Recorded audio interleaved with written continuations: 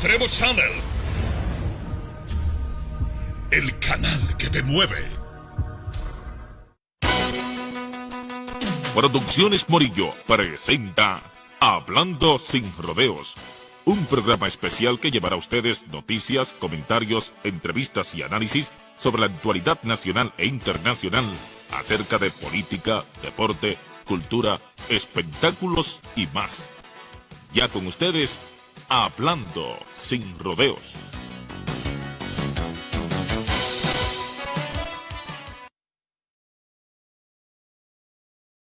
Sí, señores, buenas noches, República Dominicana. Las buenas noches para cada uno de los amigos, amigas que nos permiten siempre, nos dan la oportunidad y el privilegio de estar aquí, de poder compartir con todos ustedes una serie de informaciones, todo lo que ha estado aconteciendo, pasando a nivel local, regional e internacional. Gracias a todos por ese apoyo, esa confianza, y gracias nueva vez a Papá Dios que nos da esa oportunidad. Nosotros, como siempre, con el interés de compartir con todos ustedes las principales informaciones, orientaciones de todo lo que ha estado aconteciendo a nivel local, regional, nacional e internacional.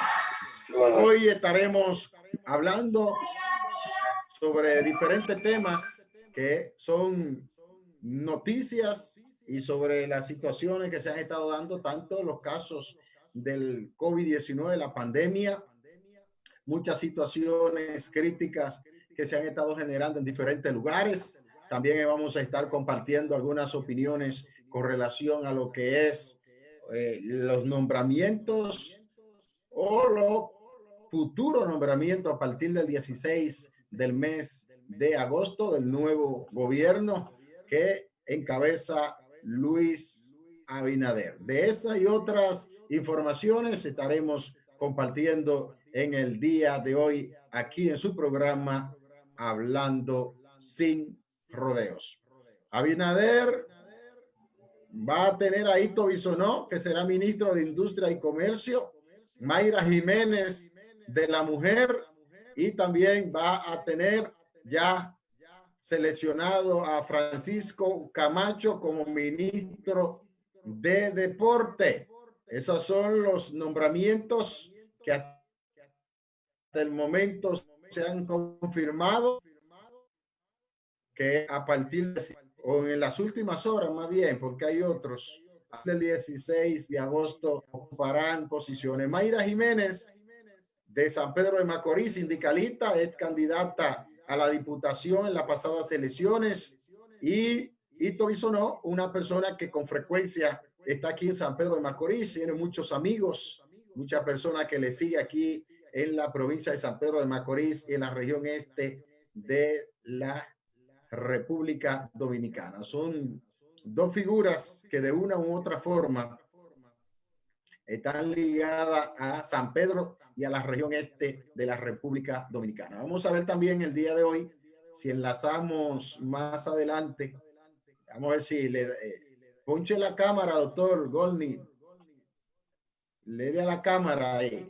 Parece que en la camarita tiene eso. Mírenlo ahí como está todo él.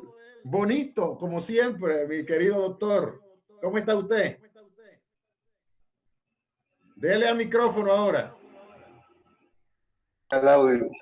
Ahí. Ahí es un tiro. ¿Cómo está usted?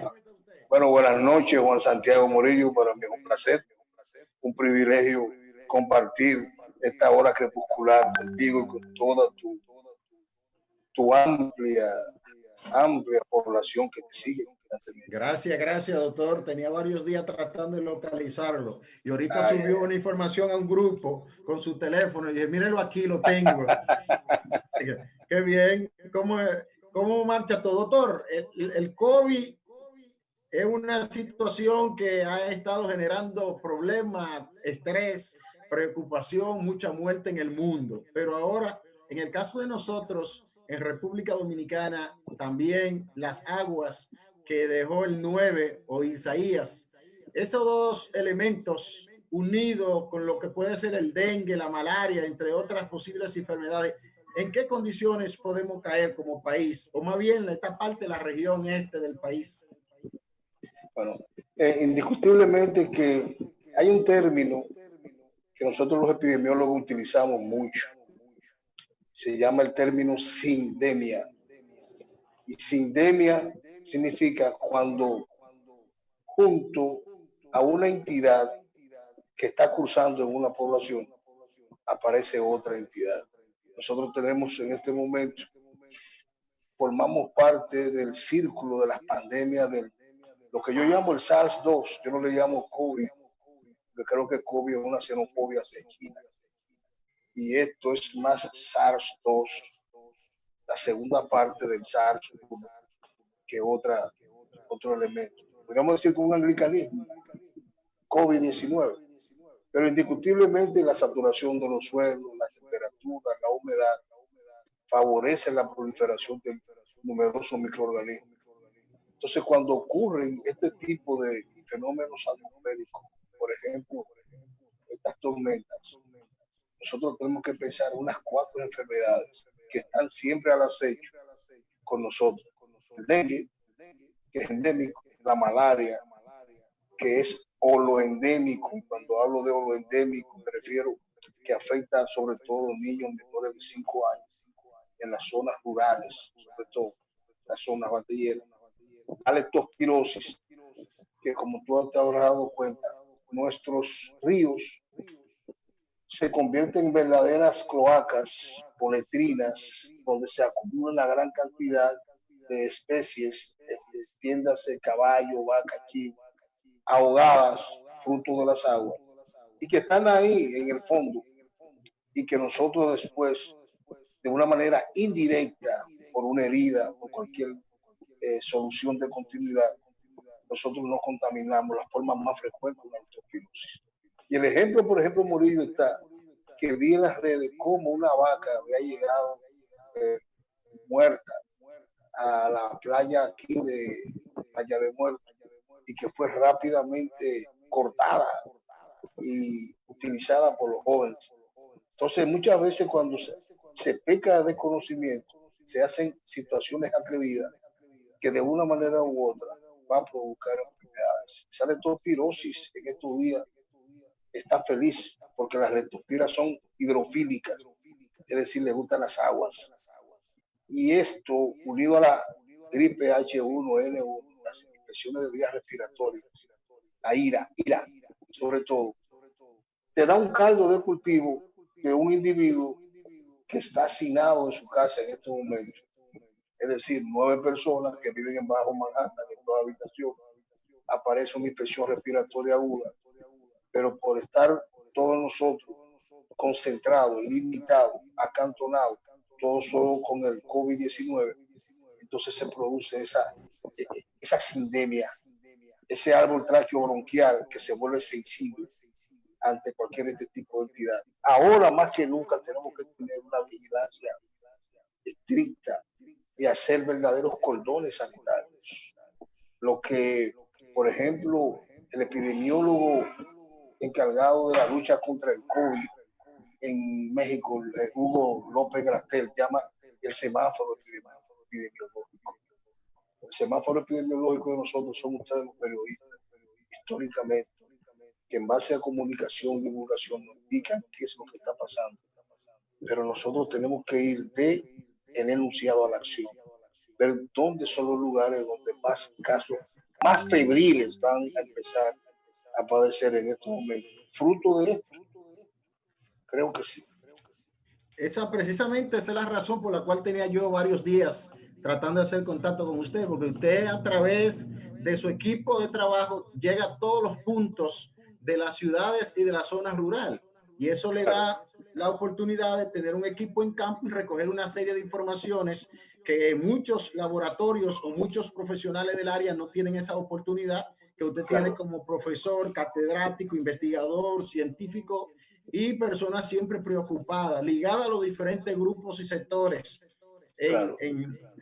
de San Pedro de Macorís, la región este del país. Entonces, esta cantidad de casos de COVID que tenemos en San Pedro a diario, 20, 23, 25, ahora estas aguas acumuladas, el caso de Atomayor, miren qué condición está. ¿Cuáles son las recomendaciones para uno no caer en uno de esos tres elementos que usted hizo mención y que todos los años pasamos por una situación sumamente crítica y difícil con ellas, con esas tres enfermedades? Mira, históricamente nosotros, esas tres enfermedades han sido endémicas con nosotros.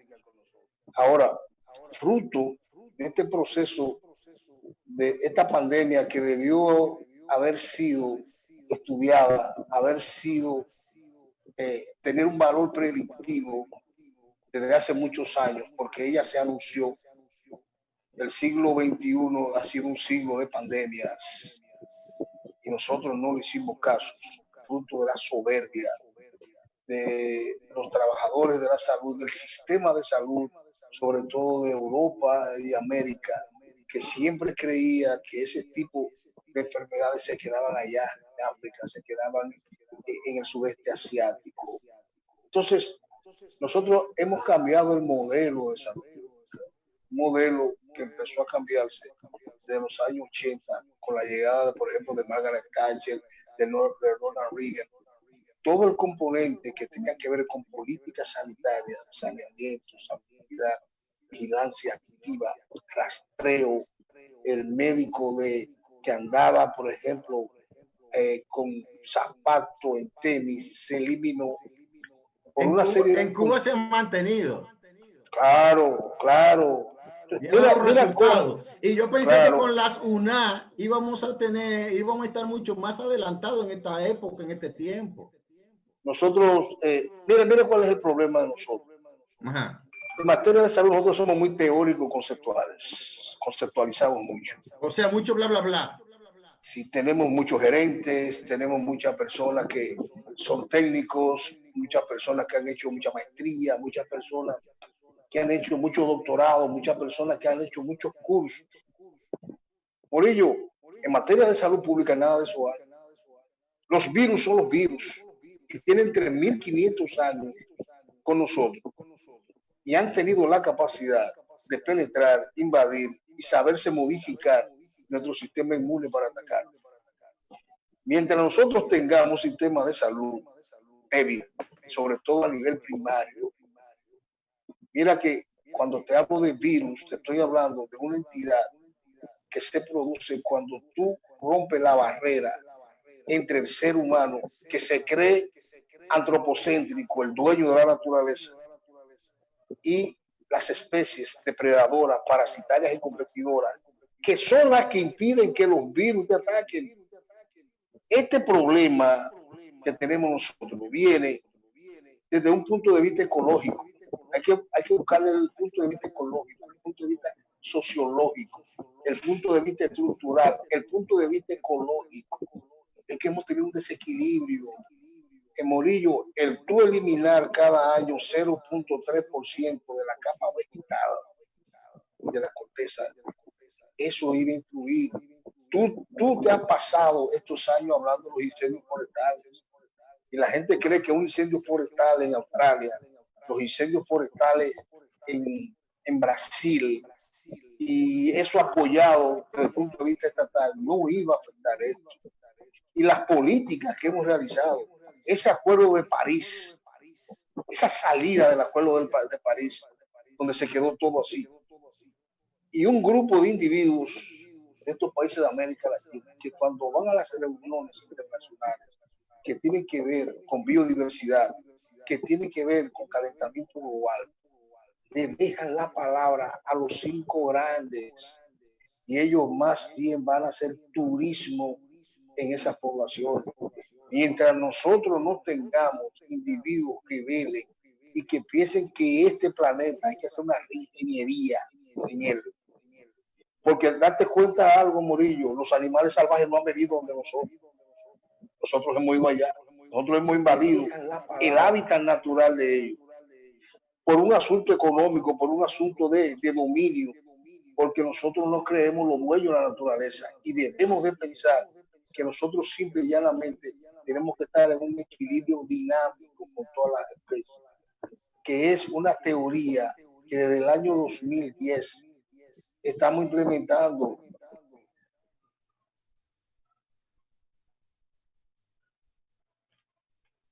Bueno, vamos a ver si enlazamos ahí con el doctor. Parece ser que el internet, pero es una situación compleja lo que se... Lo segundo es, Morillo, Ajá. la educación de la persona, el nivel educacional es muy bajo. Segundo, las políticas.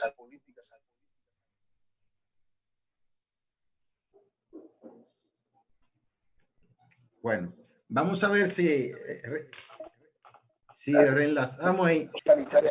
Doctor, se fue el audio ahí, perdimos el audio ahí.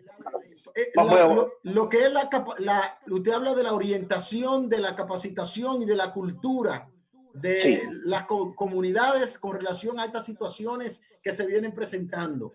Por ejemplo, usted que es un estudioso de ese campo, porque sus funciones como investigador, como profesor, educador, orientador. Sí.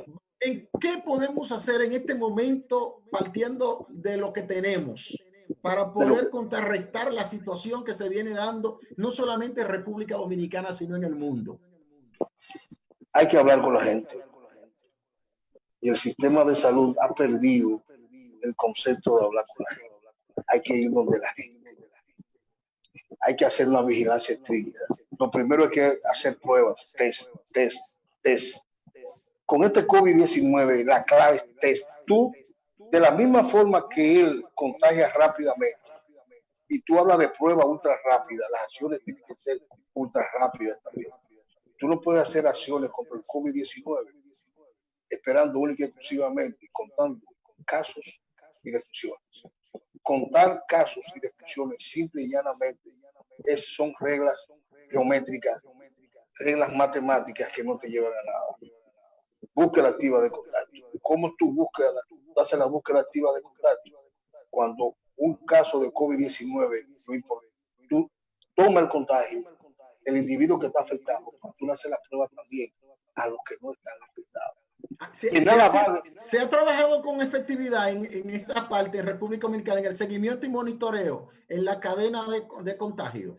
No, por un asunto fundamental. No ha sido riguroso porque la enfermedad ha entrado en un proceso de que la gente se siente que rechazada. El COVID-19 le está pasando lo mismo que le pasó al VIH-Sida a mediados de los años 80, estigmatizado. Lo que le pasó a la tuberculosis en el siglo XIX. El que lo tenía se sentía con vergüenza. Con vergüenza. Lo que le pasó también. Y morían 2 veces. Moría por la enfermedad físicamente y moralmente.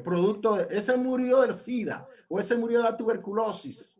Hace 40 años pasaba eso. Y tú te das cuenta, Morillo, tú que conoces la base de la humanidad, de la sociología, que el ser humano, independientemente de los siglos que pasan, en la mentalidad es la misma. Sí. Antes tenía una piedra que se comunicaba.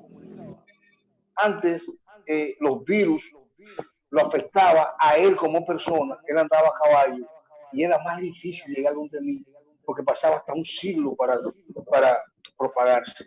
En esta época de movilidad, en esta época de movimiento, en esta época de difusibilidad, es más fácil contaminarse.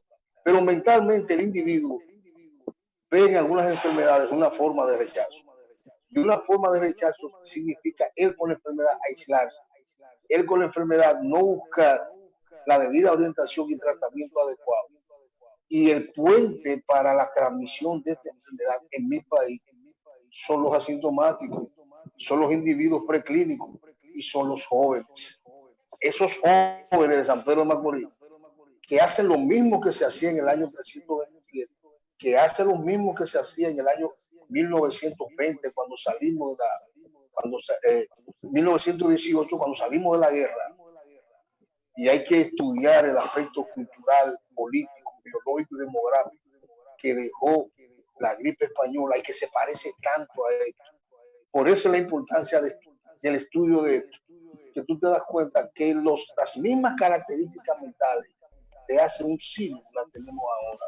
Ejemplo, no es posible que la mascarilla que empezó a utilizarse hace 150 años, sea un problema todavía. Para nosotros es un problema porque tú de 10 personas, ves 10 personas con mascarilla, pero tú lo ves, no más que mascarilla, tú ves el barbijo, se cubre la boca, no la nariz. Y las infecciones respiratorias son las más difíciles, son las más fáciles de penetrar. La tratan igual que como el casco protector y los motoconchos, en el codo y en el foco del vehículo, no en el lugar para lo cual fue elaborada o hecha o para conseguir ese objetivo. Eso tú no lo veías en el año 1918. Porque había más disciplina y más respeto a la ley, o había más conciencia en el ciudadano de ese entonces. La guerra, las guerras son duras, pero disciplinan al ser humano. Las guerras son duras. Hay disciplina voluntaria y la disciplina impuesta. Sí, y en las guerras, cuando tú sales de la guerra, hay dos cosas. Tú te acercas a tu parte íntima, has perdido mucho. Te acercas a qué es lo que tú quieres y cuáles son las cosas en los primeros 5 o 10 años posterior a la guerra que tú quieres que las cosas marchen bien. En 1918, 1919, nos marcó la guerra, la gran guerra.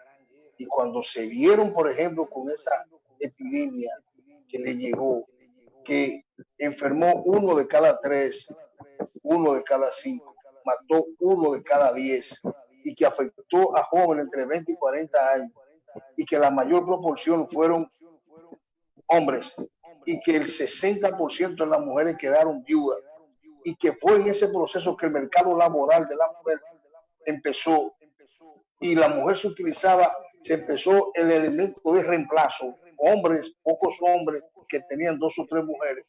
Entonces tú encuentras un individuo con disciplina. Esta enfermedad requiere mucha disciplina.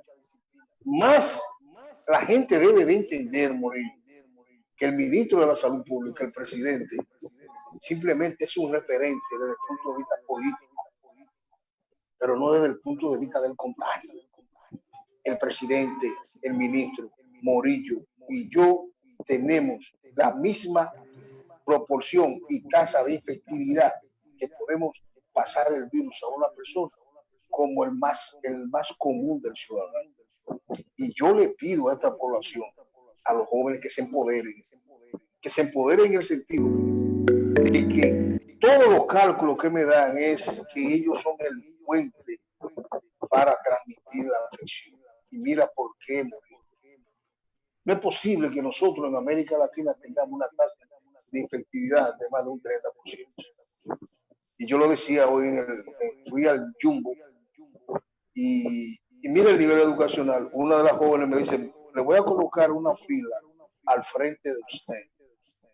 Y yo le digo, señorita, lamentablemente soy un hombre disciplinado.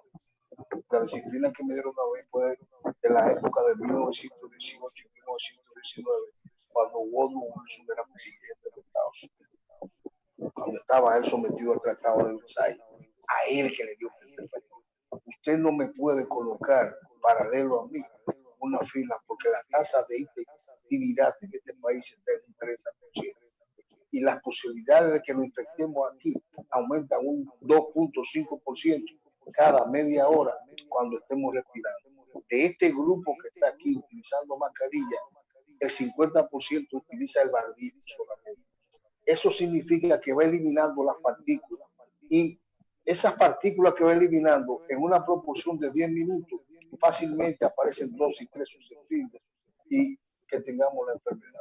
Ahí se acabó todo. Entonces, ¿qué yo le pido a los jóvenes? Tienen que tener inteligencia, tienen que tener educación, y tenemos que cambiar el sistema de salud. ¿Y eso se aprende de un día para otro, doctor? No, pero hay que inculcarlo. Hay una frase que usaba mucho mi abuela que decía que todo el ignorante criminal, por no decirle bruto. Sí. Y a veces cuando usted lo analiza sociológicamente, psicológicamente, sociológico y psicológico en el punto social, tiene razón. Porque, por ejemplo, recientemente muere una señora de unos 78 años. ¿Y cómo consiguió? Porque el hijo es motoconcho y el otro trabajaba en la calle, y cuando le decían que tenía que ponerse la mascarilla, uno de ellos lo que expresaba era que de algo hay que morir, y eso es una excusa irresponsable. Eso se llamaba déjà vu, es el fatalismo personal. Fatalismo personal que ocurre mucho en las pandemias. En las pandemias pasa eso. Y eso, si tú te das cuenta, en esta población, la población más infectada es la población entre 29 y 37 años, una población económicamente activa, pero es una población que por vivir en una vivienda de 2 habitaciones no permanece mucho ahí, sino que sale afuera. Está cansada de estar en una especie de jaula. Aula obligatoria, pero al mismo tiempo tenemos que martillar que las pandemias no se van cuando quieren, no se van en el sentido de que por un decreto los virus, y eso lo decía Albert Camus en su libro La Plaga, ganador del premio Pulitzer en el año 1946, que debe ser de consulta de los jóvenes de ahora, ese libro, esa lucha de Jean-Paul Sartre y Albert Camus, cuando él decía en su libro, los virus se van del ser humano cuando se burlan de la miseria del ser humano. En este concepto, nosotros somos los virus. El ser humano en este momento es un virus que transmite, que es un vector que lo transporta a otro. Y eso hay que inculcarlo a la gente. A la gente hay que inculcarle que el lavado de las manos, que empezó hace más de 20 siglos en Irán, donde se azotaba con correa de cuero de camello a quien no se lavaba las manos, todavía en esta época es difícil. A la gente hay que inculcar, por un ejemplo te voy a decir. Nosotros tenemos una cuarentena light. Nosotros tenemos un toque de queda. Entonces un virus. Y entrando ahí, es efectivo para detener un virus de esta naturaleza las medidas que se han tomado. Porque estamos ahora en peores condiciones que en marzo, las 3 semanas que duramos permanentemente cerrados. Morillo, es que hay una dicotomía entre la apertura económica y una pandemia. O sea que vamos a morir ricos. Mira, cuando hablamos de pandemia, nosotros estamos hablando de algo que va a cambiar la configuración de todo. Y aquí en el año 1854 se dio ejemplo de qué es una cuarentena. Y la dio un individuo que nació en Hincha, que se crió ahí en el Seibo, que probablemente no tenía el nivel de instrucción que tenemos nosotros ahora mismo, pero hizo algo que no hemos hecho nosotros. Morillo, en una pandemia, el cerebro tú tienes que colocarlo en los ojos. Y donde está la cavidad cerebral, tú debes colocar la razón. Entonces tú tienes que ver el comportamiento epidemiológico de lo que está pasando. Si la cuarentena, si las medidas restrictivas no te están dando resultados, cámbiala. Y cambia la inversa. Haz las medidas restrictivas de toque de queda en la mañana y que salgan de noche. Haz las medidas restrictivas en la mañana y que salga de noche. Cuando tú haces una medida restrictiva de esa forma, aunque sea una semana, necesariamente la curva tiene que bajar. ¿Por qué? Porque en el año 1854, cuando aquí hubo uno de los brotes más terribles de cólera y que venía de esas islas, Pedro Santana lo hizo. E hizo una cuarentena de 11 meses. Y lo hizo de 11 meses porque en ese momento él se dio cuenta que el sistema de salud no puede vivir en base a epidemias. El sistema de salud tiene que ser dinámico y que se modifique en función del tiempo. Las condiciones económicas son distintas, está bien. Bueno, pero entonces nosotros necesitamos mínimo hacer entre 50,000 y 60,000 pruebas diarias en este país de apenas. ¿Hay condiciones para eso, doctor? Para esta cantidad diaria. ¿Hay condiciones en el país?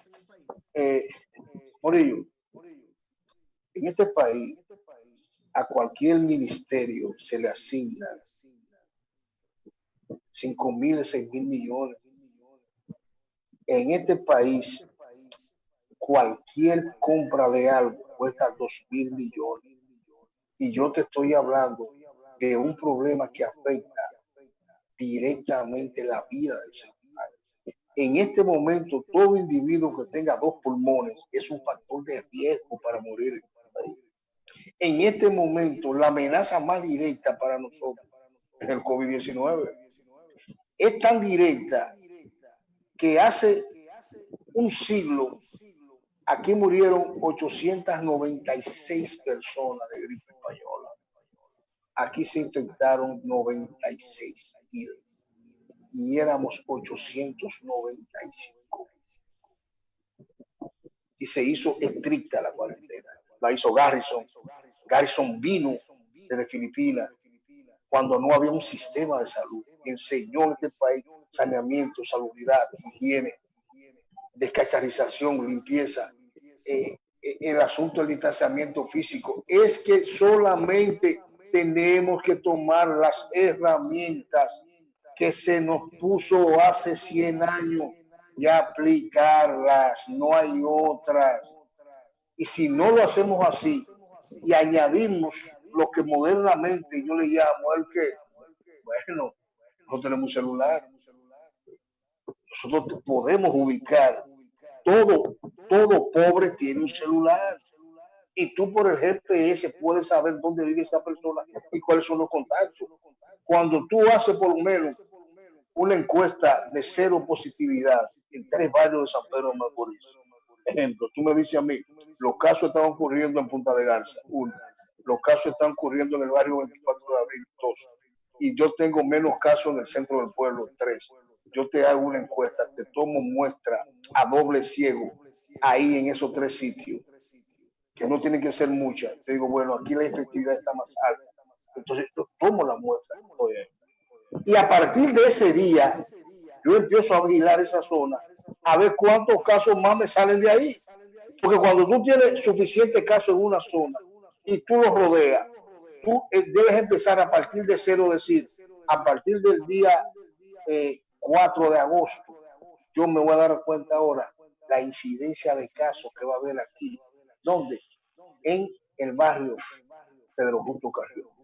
Vamos a hacer una breve pausa. Me interesa seguir hablando en esa parte y a ver de qué forma funcionarían las UNA en esa parte que usted está haciendo mención. Pero permítame ir a la pausa y recomendarle a todas aquellas personas que tienen problema en la vista, que tienen problema en los ojos. Si usted tiene problema en la vista, problema en los ojos, Oftalmos es la solución. Resuelve su problema inmediatamente. No importa el tipo de problema que sea, en Oftalmos te resolvemos inmediatamente el problema de la vista, el problema de los ojos, con una verdadera profesional del área de la oftalmología. Ahí está la doctora Isabel Silva, con todos los equipos, con la tecnología de punta para resolver inmediatamente el problema de la vista, el problema de los ojos. Ahí ese número de teléfono, con cita desde las 8 de la mañana hasta las 5 de la tarde, usted logra su cita para que resuelva su problema. Vamos a una breve pausa, retornamos para seguir con la situación, la pandemia, las aguas que han caído en gran parte de la República Dominicana y qué es complicar esto y hasta dónde sería necesario hacer una reestructuración a las medidas que se han tomado en los últimos días, en las últimas semanas en la República Dominicana. Ya regresamos. Usted está en contacto con Hablando Sin Rodeos con el periodista Juan Santiago Morillo. La vida nos prepara para ser mejores. Nos enseña a valorar lo que de verdad importa. Nos dimos cuenta que la tecnología siempre ha estado para unirnos. Aprendimos a admirar mucho más a los profesores. Los salones de clases se multiplicaron y las oficinas también. No tenemos que estar juntos para trabajar en equipo. Y las reuniones importantes se hacen en camiseta. El trabajo de muchos se volvió la esperanza de todos. La vida nos prepara para enfrentar el presente y esperar con ansias el mañana, cuando estaremos más conectados y más juntos que nunca.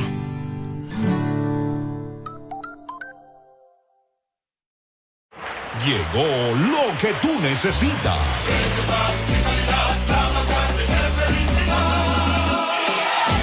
Ven a Iberia. Por fin, lo que tú necesitas, más grande, más cómoda y, como siempre, los precios más baratos, como tú lo necesitas. ¡Que lo sepa el pueblo, que ya abrió! 4 pisos de parqueos. Iberia ama su pueblo. Aprovecha las mejores ofertas de temporada. Esto es de regocijo para el pueblo. ¡Ya llegó! ¡Ya está aquí! ¡Abrió la grande, vecina! ¡Corra! Iberia.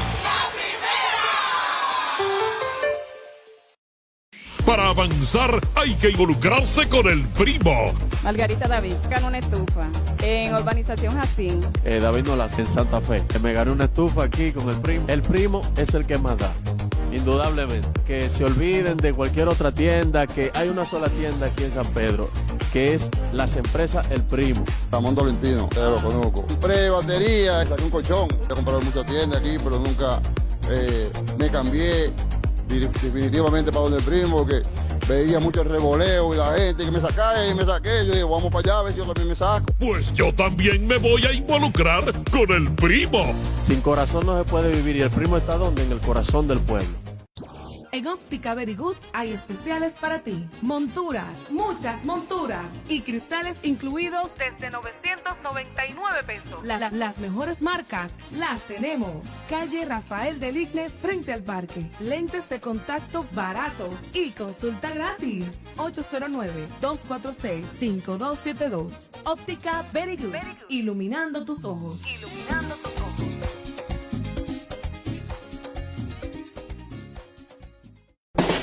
Panadería y repostería Betel, una dulce tentación. Calidad encontrarás en todos nuestros panes y a la hora de desayunar, merendar y cenar. Visite nuestro restaurante deluxe, donde podrás elegir entre desayunos personalizados, yaroas, pizzas, sándwiches, mofongo, pechuga a la plancha y mucho más. Trabajamos horario corrido de 7:30 de la mañana a 10 de la noche. Ofrecemos servicio delivery. Llámanos al 809-529-8433 y recibirás las mejores atenciones de la licenciada Eva Mejía y sus chicas. Estamos ubicados en la 27 de febrero, esquina María Trinidad Sánchez. También visítanos en nuestra sucursal de la Avenida Independencia, esquina Mauricio Báez, y en la principal de la Simón Bolívar, Villa Providencia, San Pedro de Macorís. Panadería y repostería Betel. El sueño de Ismael. En la Fundación Capegu te preparamos como técnico en turismo. Asimismo, técnico en turismo es una oportunidad que la puede aprovechar para estudiar diario y fin de semana. Mira lo que te ofrecemos: recepcionista de hotel, supervisor, mayordomía, bartender, camarero, capitán y maitre. Llama ahora y sé parte del futuro del turismo del país. 809-339-2728 o llama al WhatsApp 809-519-1919. Fundación Capegu, formando líderes para el futuro. La nueva enfermedad por coronavirus COVID-19 es un virus respiratorio que puede causar enfermedades que van desde un resfriado común hasta complicaciones graves. Los principales signos y síntomas son fiebre, tos, dificultad para respirar, dolor de garganta, secreción en la nariz, boca y lagrimeo, dolor muscular, dolor de cabeza intenso, malestar general y diarrea. Si presenta fiebre y 2 o más de estos síntomas, visite de inmediato el establecimiento de salud más cercano. Para evitar la enfermedad por coronavirus COVID-19, lávese las manos con jabón y agua y motive a todos los miembros de su familia a hacerlo de manera frecuente. Al estornudar o toser, cúbrase la boca y nariz con un pañuelo o con el antebrazo. La prevención al coronavirus empieza contigo. Este es un mensaje del Ministerio de Salud Pública. Contacto con Hablando Sin Rodeos con el periodista Juan Santiago Morillo. Señores, ya estamos de regreso para seguir compartiendo algunas informaciones, orientaciones. Estamos conversando con el doctor Goldney Mills, experto, catedrático, un hombre que hace trabajo con lo más desposeído, educador, orientador. A veces un trabajo social y comunitario que se ha ganado el cariño, el respeto y la admiración no solamente de nosotros en la provincia y la región este del país, sino también a nivel internacional. Doctor, le hablaba hace un ratito de la función de las UNAD. Si la UNAD hubiese estado cumpliendo su rol, ¿cuál hubiese sido la situación nuestra en este momento, partiendo de que cada uno de los médicos conocen cuál sería las condiciones, la capacidad de los pacientes bajo su responsabilidad, lo que vendría siendo en Cuba la medicina comunitaria. La gran víctima en América Latina, no solamente aquí, en América Latina y el mundo, ha sido la unidad de atención primaria. Probablemente han estado exentas, divorciadas de todo lo que está pasando. Y han estado divorciadas de todo lo que está pasando porque no tienen método de diagnóstico. Y al no tener método de diagnóstico y no tener ni siquiera un escáner para saber la temperatura del individuo y para saber cómo está una prueba de laboratorio, date cuenta que todo ha sido significado, englobado a 2, 3 o 4 o 5 de centros fundamentales de referencia a los grandes hospitales.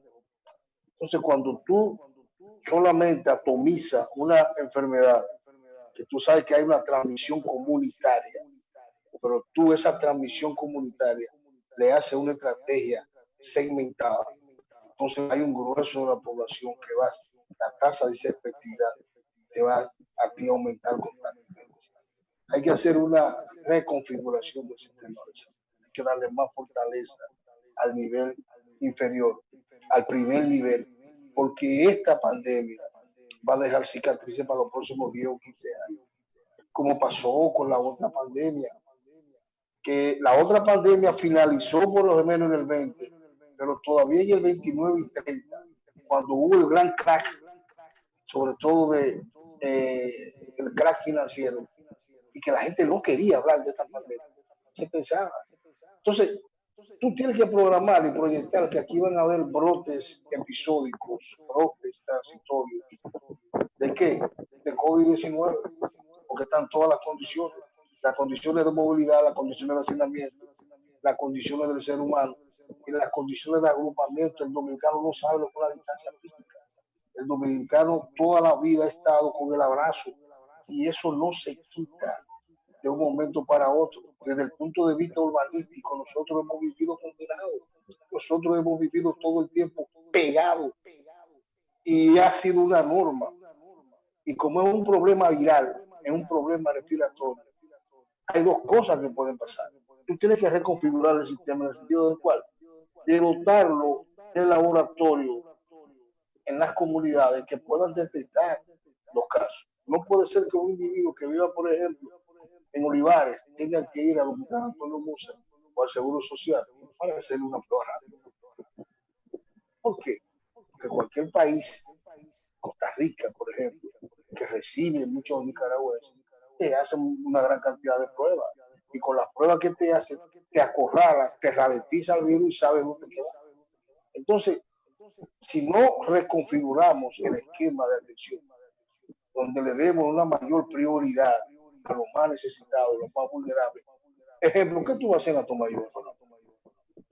Dime, ese esquema dantesco que se hubo ayer, donde la gente por solidaridad no tenía mascarilla, te cuidaba al otro, le sacaba las aguas, te está diciendo que los próximos 15 días tú tienes que hacer un cordón sanitario rápido, inmediatamente ahí, y hacer todas las pruebas ahí, habido y por haber, y tomar medidas de previsión y control, y no esperar que un individuo que vive en Gualey tenga que ir al hospital a hacerse una prueba. Cuando tú colocas 72 personas en una fila a hacerse una prueba, de esas 72 personas debe de haber un promedio de un 5 o 6% positivo.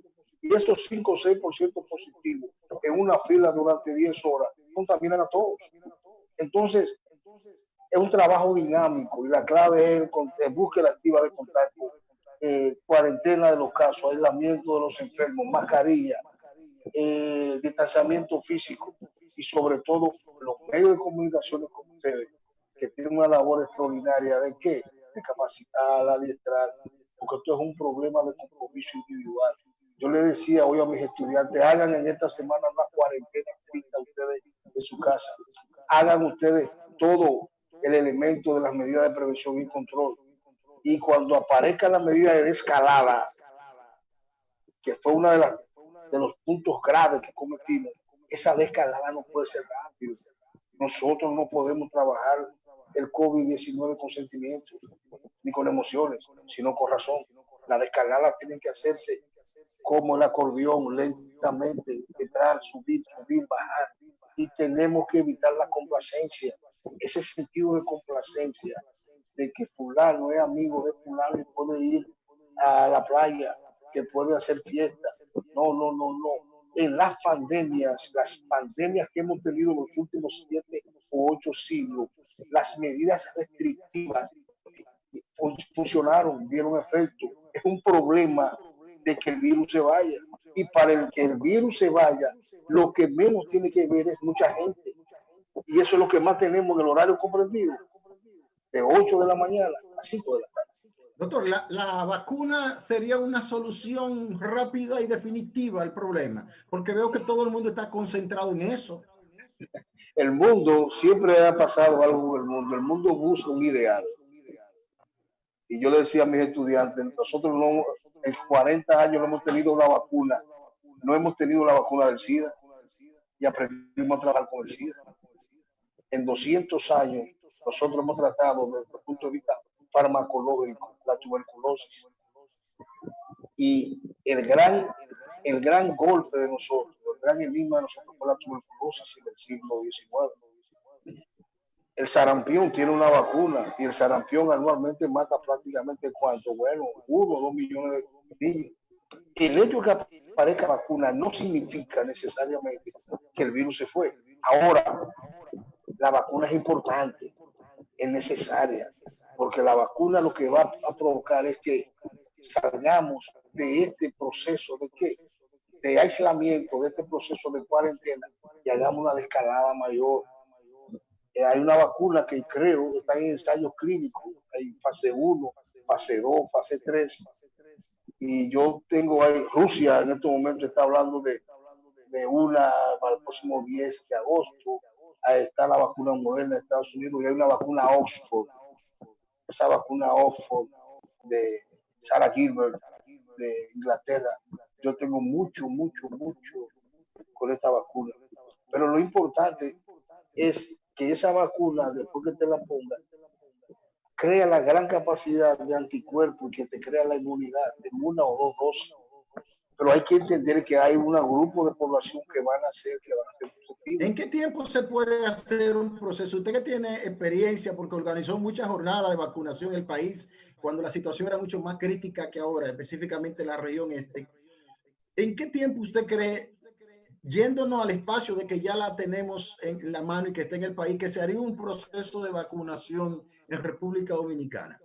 Lo primero que tenemos que hacer es una unidad anti-COVID. La República Dominicana tiene que empezar a partir de ahora de crear una unidad anti-COVID. De la misma forma que tú creas el programa de la tuberculosis, el programa del SIDA, ya aquí hay que empezar a crear una unidad con recursos, con material, con equipos, con investigadores anti-COVID y que esa unidad anti-COVID se irradie en cada provincia.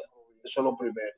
Lo segundo, hacer jornadas 1 vez al año de vacunación masiva contra esto, sobre todo en los meses de septiembre, octubre y noviembre, donde los jóvenes, los niños, hay mayor movilidad, que van a la escuela, van a estar en los centros y viene el cambio. Recuerda que en los meses de septiembre, agosto y septiembre, nosotros tenemos mucho H1N1, mucha gripe A. Hay un cambio, el clima influye directa o indirectamente en el árbol platístico. Yo haría la jornada de vacunación inmediatamente entraran 1 semana antes de que los niños y los adultos que van a la escuela de noche entrasen. Durante ese trayecto, yo vacunaría a toda la población. Primero iría con los mayores de 65 años y trataría de tener una cobertura por encima del 70%. Si yo tengo una cobertura de un 60%, 60%, con las infecciones respiratorias agudas, el virus no tiene muchas cosas que buscar. Se ralentiza y se va.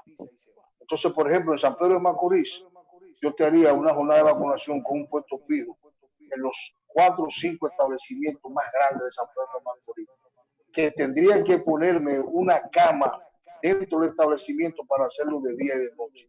Te pondría un puesto fijo donde en la zona franca de San Pedro de Macorís, te pondría un puesto fijo en el estadio y haría una reunión con la Junta de Vecinos donde esa población que está ahí, en cada uno de esos lugares, se hiciera obligatorio vacunarse con la vacuna Oxford. Y cuando tuviera alta población, una población, por ejemplo, de 300.000 personas, le quitaría el 4%, que son los niños menores de 5 años, vacunaría esa población, yo me sentiría bien. A partir de ahí, que haga esa jornada vacunal, que me dure una semana, con publicidad dura en cada sitio. Entonces, yo haría el mapa epidemiológico y quisiera buscar dónde hubiese un caso.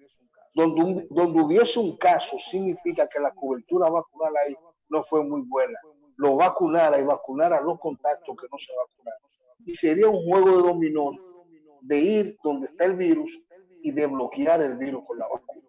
Si aparece la vacuna, y creo que ya está en etapa de experimentación, Gilbert inclusive vacunó a su trillizo, ya tiene trillizo, una experta en Oxford de 58 años, extraordinaria, están haciendo los ensayos, ya van a vacunar unas 3.000 personas.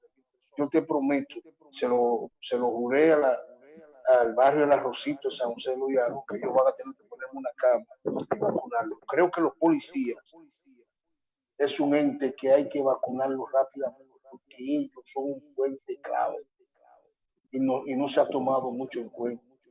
Esos son los héroes, porque ellos a mano limpia, sin tener ningún tipo de mecanismo de prevención y control, están en contacto directo e indirecto con los individuos más vulnerables, con los individuos más sospechosos y los individuos que probablemente transmiten la afección. Cárceles. Primer día yo vacuno todas las cárceles. Voy al mercado, voy a los establecimientos comerciales, con turno de mañana, tarde y noche. Le doy un mayor presupuesto a los jóvenes que están en cuarto año de bachillerato para que en tarde de la noche se queden ahí los puntos comerciales de nosotros. Voy a las escuelas nocturnas, esas personas que trabajan en prepara, y hago el siguiente dominó. El individuo que yo vacuno, al mismo instante lo capacito para que él me busque y que vacune. Entonces, se convierte en un multiplicador. Debo de hacer con la vacuna lo que hace el virus. Es que tú tienes que utilizar las mismas estrategias del virus para matarlo. Y tú tienes que ir rápido. O sea, tú tienes que involucrar. Ahora que usted dice ahí para matarlo, por ejemplo, ahora mismo hay muchos padres, muchas madres con preocupación. Nos quedan 2 minutos, pero me gustaría que usted entre 2 minutos me pueda sintetizar, me pueda hacer un resumen breve. El año escolar, ¿en qué condición el año escolar? ¿Y cómo recomendaría usted que se pueda iniciar? Mira, personalmente yo creo que el año escolar debemos reiniciarlo, empezar entre los meses de agosto hasta diciembre, que sea por teleconferencia, telemedicina. A partir de enero, virtual completamente. Vamos a ver cuál es el comportamiento del virus con estas aguas. Y yo he dicho que el SARS, lo voy a repetir aquí, el SARS-1, una de las cosas que lo eliminó fue que no se pudo desarrollar por los cambios de temperatura. El agua, la humedad, prácticamente lo desapareció. Entonces vamos a ver cómo, si estas aguas favorecen a que la infecciosidad baje. Entonces creo que hay que utilizar la razón. Uno puede tomar una población joven y colocarla, cerrarla en un sitio. ¿Tú sabes por qué? Porque esa población joven va a tomar clases con un individuo que es diabético, con un individuo que es hipertenso, con un individuo que ha sufrido trastornos, y probablemente tú tengas al mes 20, 25 profesores muertos por COVID-19 y no sabes por qué. Y fue porque durante 12 horas estuvo en contacto directo con 50 jóvenes durante una semana, y él, que utiliza 3 medicamentos para la presión, un medicamento para el problema que tiene cardiovascular y es diabético, le afectó. Y fácilmente tú puedes tener 6 directores, 25 profesores, y eso sería una tragedia desde el punto de vista educacional. Entonces las cosas hay que hacerlas con tiempo. Vamos a ver cómo se comporta el virus. Si el virus se comporta que va bajando lentamente, vamos a escalar. Vamos a hacerlo virtual, después lo vamos a hacer semipresencial, es decir, en terapia escalonada. hacemos el presencial los meses de enero y febrero, y marzo, cuando llegue, por ejemplo, marzo, entonces decimos, bueno, los últimos 3 meses del año vamos a hacerlo ya con la vacuna puesta, por ejemplo, con menos casos. Bueno, los jóvenes pueden ir. La prisa es mala consejera.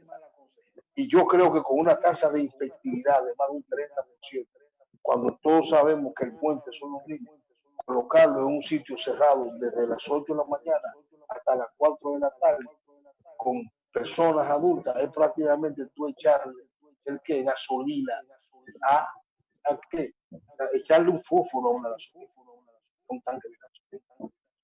Vamos a trabajar con técnica. Llegamos con técnica. Eso creo. ¿Sí?